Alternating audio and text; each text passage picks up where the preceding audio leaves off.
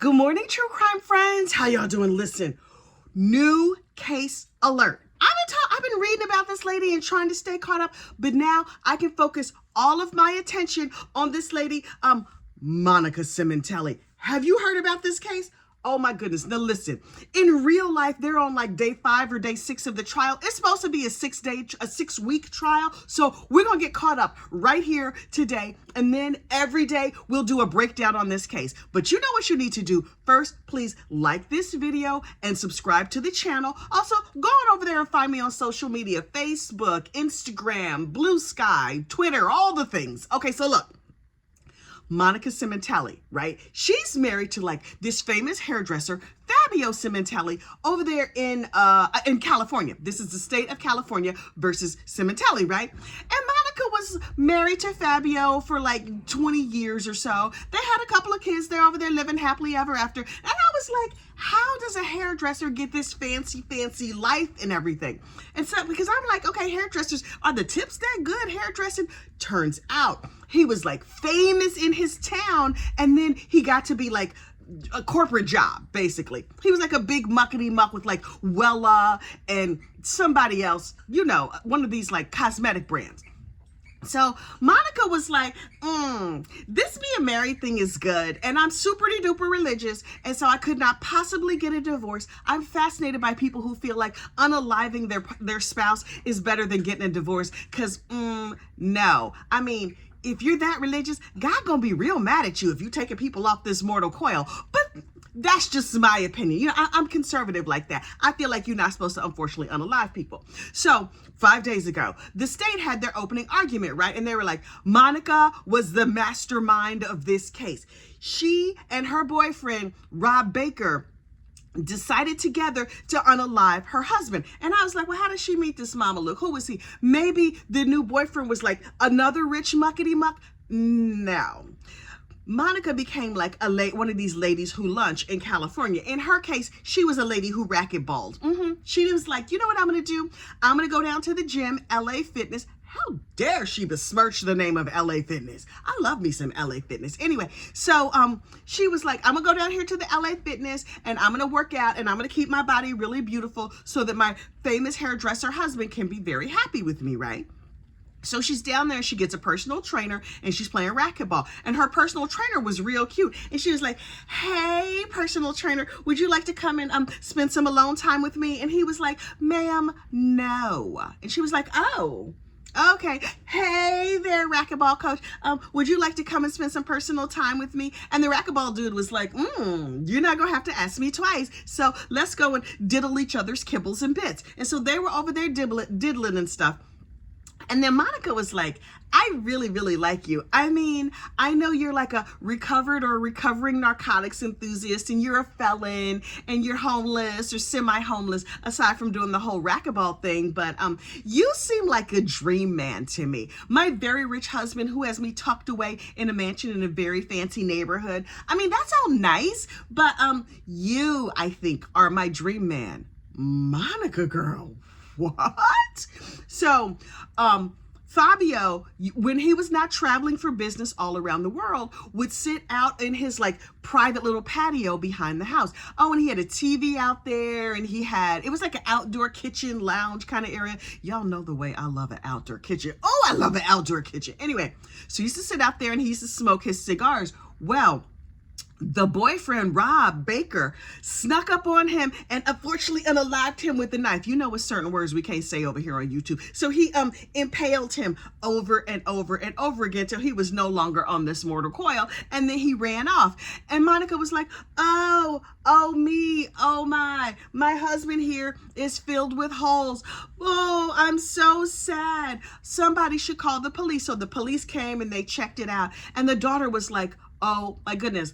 Clearly, this was like a burglary. You see, their daughter had her car stolen recently, and the daughter thought, whoever stole my car obviously got our home address and came here and decided to rob the house, and then they ran across my father, and they unfortunately unalived my dad. And so Monica was like, that seems right to me, daughter. Wonder how long till we can collect this insurance money. So the police did their investigation, and they were like, what have we here? There's DNA evidence under Fabio's fingernails, and there's other DNA that links the racquetball coach to the scene of this crime. Let's go pick up this racquetball coach. So on the day that the racquetball coach gets arrested, he and Monica were like cruising around town in Monica's fancy car. Monica, girl, really? You couldn't wait? You couldn't? I guess she was like, well, I'm a widow now. I'm free to do whatever I want to do. And we playing racquetball. Sure, girl. Sure. Hang on for a second.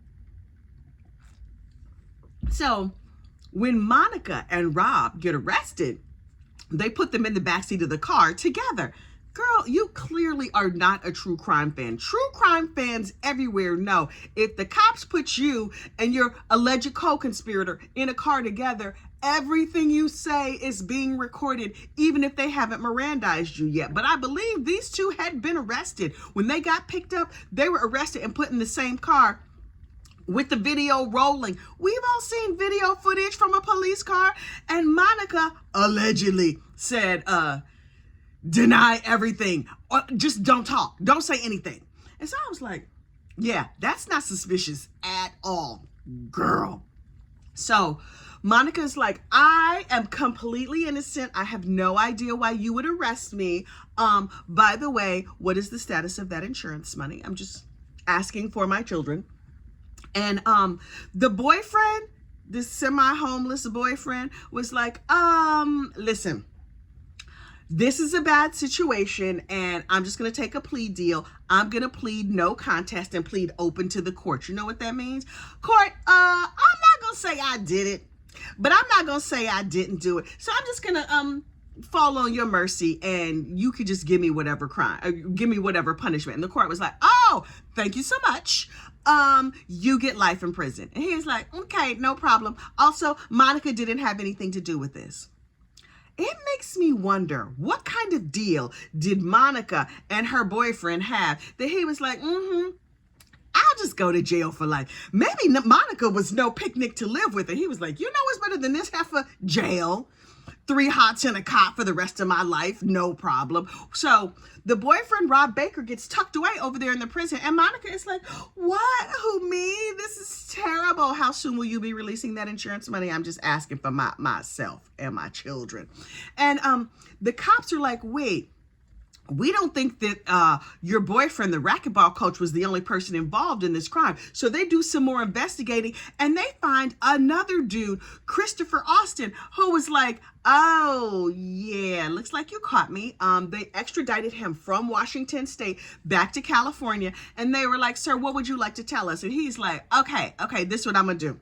I'm going to take a plea deal as well, but I am unwilling to do life in prison. And I promise to tell you every single thing about this whole trash bag, Monica Sementilli. And they were like, oh, really now? Okay, so we're going to give you like 16 years to life in prison, but you have to promise to testify truthfully about Monica. He was like, okay, because Monica was in charge of every single thing. She planned it out. It was for the insurance money. And so I will just sit here and wait because, yes, I was involved. It's not clear yet how the second man, Christopher Austin, was involved, but he has acknowledged his involvement. And okay, Chris, commence to running your mouth because I'm ready to hear you talk in court. So on the first day of the trial, the state was like, Monica was the mastermind. She was a Catholic. She did not believe in divorce. And she just felt like that would be a terrible option for her. And I was like, but unfortunately, unaliving your husband was better. Okay. The state says she did it for the insurance money. There was an insurance policy of $1.6 million. That's all? I mean, listen, I'm not saying that that's no money. Look, that's more money than I got. But if I'm going to go to jail for the rest of my life, burn in hell for all eternity, deal with all these lawyers or whatever, only for 1.6, it would have to be a lot more money than that. Truthfully, I don't know what the number would be. I don't think for me personally, the number would exist. For you, probably the number doesn't exist either. But 1.5, 1.6, that don't seem like enough money to me. Girl, especially when you had a husband who was a corporate executive, he was out of town all the time. You could just live your life. Go on and have your affair, mind your business, get a divorce if you want to, whatever. For one point, okay, but listen, I have morals. It would have to take more money than that. And so the defense was like, her lover, Rob, was the mastermind. Poor Monica, it was not her. Plus, she was not the only beneficiary of the life insurance policy. Apparently, there were two policies. One that the company had, because he had a corporate job, and one that he bought on his own. Also, Monica was going to have to split the money with the kids. She was not the only beneficiary. And I was like, wait, she was going to get $1.5 million and she had to split it? Girl. You threw your whole life away for a little bit of money. So Monica was like, I don't know why these people would think it was me. And then the police were like, when the state was, their state is still in their case in chief. And so they played all these video recordings from Monica calling the police station like, hey, officer, how you doing? Hey, listen, hope you're having a good day. I'm just calling to get a status update on the case. And the officer was like, okay, ma'am, how can I help you? And she's like, great. Is there any DNA evidence? How close are you guys to catching the bad guys who did this? This was before she got arrested. And they were like, well, the case is coming along. And she's like, okay. Listen, how long till that insurance money is going to be released? Ma'am, you're bad at crime. You're bad at crime. You should just be like, I'm so devastated. Oh my goodness. I just really want more than anything else for you to catch the bad guy, whoever it is, as long as it's not me. Ma'am, you just gonna call the police station and ask about DNA evidence and insurance money? Nope. You're not good at this. But in a way, stay stupid, criminals, because some things in these cases, you're just like, Heifer did what? She said what? To whom? Okay. So Monica Sementilli is still on trial down there in California. As far as I know, we're all caught up. Those are the broad strokes of the case. As the case rolls on, this is going to be a 6-week trial. We got a whole other month or so of this mess. Of this very important criminal investigation. And more will be revealed. And you know what? I'm going to be right here. This lady who, listen, you know what I say. Every time they go to prison, they get a glow down. Sometimes people, I can't imagine being in prison myself. The low thread count sheets, the bad food, no salad bar. I could not.